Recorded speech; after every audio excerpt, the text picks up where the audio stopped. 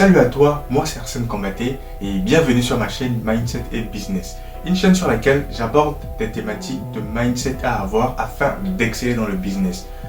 Je parle des bases, je parle des fondations à mettre en place dès maintenant si tu aspires à devenir riche. Je parle également des secteurs précis dans lesquels tu devrais investir de ton argent mais surtout de ton temps.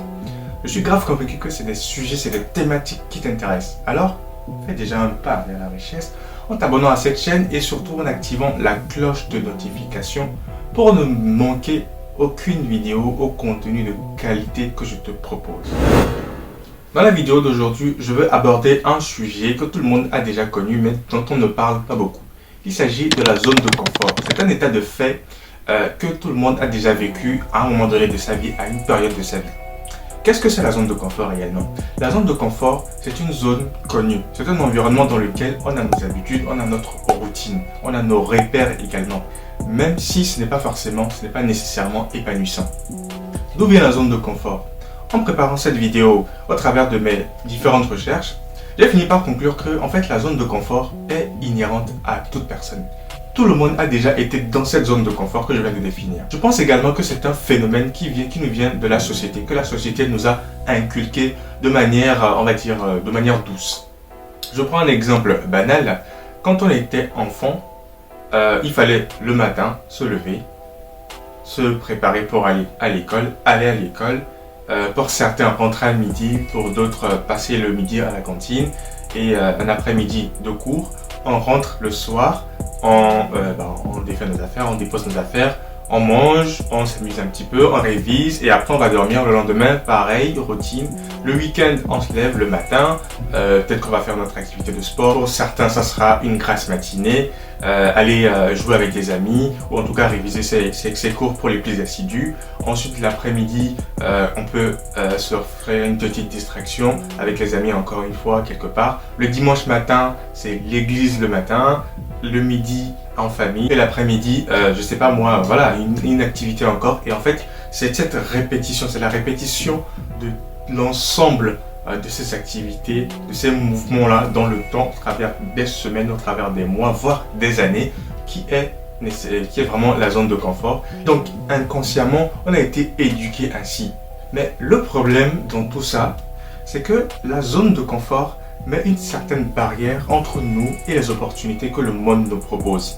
Ce n'est pas en restant dans ta routine quotidienne, en restant enfermé dans cet engrenage-là, en restant enfermé dans cette bulle-là, que tu vas pouvoir devenir plus intelligent ou avoir plus de connaissances. Puisqu'on ne sort vraiment de la zone de confort que quand on est confronté à la réalité du monde. En clair, si tu ne vas pas chercher le meilleur dans le monde, ceux qui iront le chercher ne te laisseront que le pire.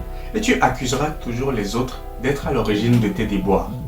Et le pire aspect négatif pour moi que la zone de confort peut avoir sur une personne, c'est de freiner ou de ne pas simplement permettre le développement personnel de cette personne, l'accomplissement de soi. Il arrive même que tu puisses te sentir frustré, angoissé de vivre dans cet engrenage-là, mais que tu ne fais vraiment pas attention, tu ne fais vraiment rien pour changer tout ça.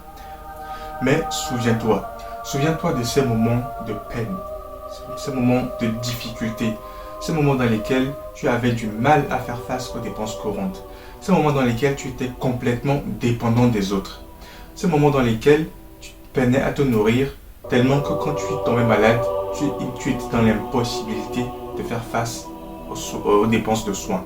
Souviens-toi également que c'est dans ces moments-là que tu avais des rêves, que tu avais des désirs, que tu te disais « Ah, si j'avais de l'argent, je me construirais une belle maison au bord de la plage.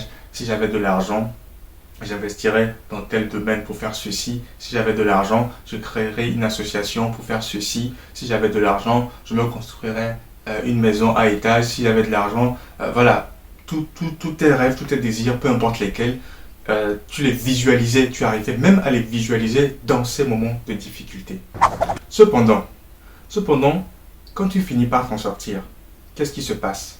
Quand tu finis par sortir de cet état de dépression, de cet état de galère, qu'est-ce qui se passe?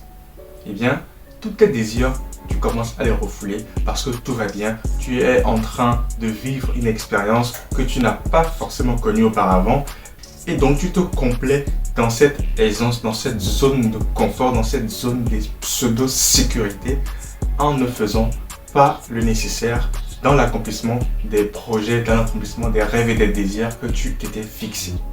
Et tu ne parles de tes projets qu'au cours des différentes soirées, apéros, entre amis, entre collègues, entre potes. Et donc au final, ton projet ne reste que théorique. Tu ne fais qu'en parler avec tellement de passion, tellement de fougue, mais ça reste simplement des mots. Tu ne fais pas l'effort de passer outre cette partie théorique pour te mettre dans la pratique, ne serait-ce que 1 millimètre de plus tous les jours. Tu sais de quoi je parle parce que moi aussi j'ai été confronté à la zone de confort, pire à la procrastination.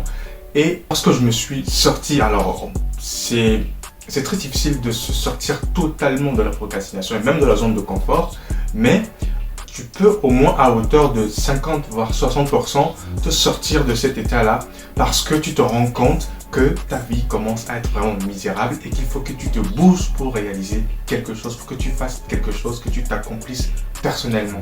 Tout ça pour dire simplement que nous nous contentons de beaucoup moins que ce dont nous sommes réellement capables. Imagine ce que tu pourrais apporter au monde, ce que tu pourrais apporter dans ton entourage si tu pouvais donner 100% de ton énergie, de ta volonté dans ce que tu sais faire le mieux. Imagine les résultats. Cependant, on se retrouve englué dans une boucle collante de laquelle il est difficile de se sortir. Le pire, c'est que certaines personnes accusent les autres alors qu'elles auraient pu dire stop à un moment précis et effectivement freiner cette descente dans l'abîme. C'est aussi dans ce moment-là qu'on peint tout le tableau en noir. Dans ce moment où on se donne toutes les raisons pour ne pas se lancer, toutes les excuses pour ne pas se lancer. On panique, on est stressé, on a peur de l'échec, on a peur des conséquences de l'échec. Mais ce qu'il faut que tu saches, c'est que le confort ne fera bon ménage avec l'apprentissage. Tu ne peux pas vouloir être dans une zone de confort, dans un certain confort, et vouloir apprendre autre chose. Alors, ça peut être un simple apprentissage, mais ça peut être également la réalisation de tes projets. Ça ne peut pas être confortable puisque ce projet, tu ne l'as jamais réalisé. Donc, tu ne peux pas avoir cette routine-là. Tu ne peux pas savoir que voilà, c'est comme ça que ça se passe. Mais c'est vraiment en faisant un pas vers l'avant tous les jours, vers la réalisation de ce projet, que tu vas apprendre et découvrir qu'en effet, tes peurs étaient tout simplement infondées. Lorsqu'on se retrouve dans une situation d'inconfort, dans une situation non aisée, dans une situation de galère, comme je l'ai décrit plus tôt, on a besoin de personnes pour nous mettre le feu aux fesses afin qu'on puisse se bouger, qu'on puisse faire ce qu'il faut faire pour se sortir de cette zone-là. Notre cerveau se met en alerte, pim, pim, pim, il faut que tu te bouges de là, c'est chaud. Tu comprends donc qu'il n'y a que toi qui sois responsable de ta propre situation, personne d'autre. Si tu ne changes pas ta vie, rien ne changera. Si tu ne changes rien de ta vie, rien ne changera. Tu ne peux donc pas tout le temps faire la même chose et espérer que les choses changent. Ça n'a simplement pas de sens. Et c'est en ce sens que Robert Kiyosaki, qu'on ne présente plus, disait que notre esprit est l'actif le plus puissant que nous possédons. S'il est bien entraîné, il peut produire d'énormes richesses. Même si la zone de confort, au sens propre, quand on prend la terminologie déjà, le mot confort y est, eh bien, ce n'est certainement pas un confort qui va te mener à ce que tu désires réellement dans la vie. Voilà pourquoi c'est une zone de laquelle il faut pouvoir se sortir, il faut pouvoir s'extirper et se rendre compte qu'en fait, toutes nos peurs, toutes les peurs qu'on a d'aller vers l'inconnu, en fait, ce sont des peurs totalement infondées. Imagine que tu n'aies jamais fait de saut en parachute et qu'on te le propose. Te prépare mentalement. Imagine la dose de confiance en toi que tu pourrais avoir une fois que ce saut serait effectué. Tout ça pour dire que c'est en sortant de notre zone de confort qu'on va pouvoir réaliser nos projets et c'est pas simplement en y réfléchissant. Je tiens à finir cette vidéo avec une citation de Steve, auteur du livre Le Karma Sutra. Attention, Karma Sutra.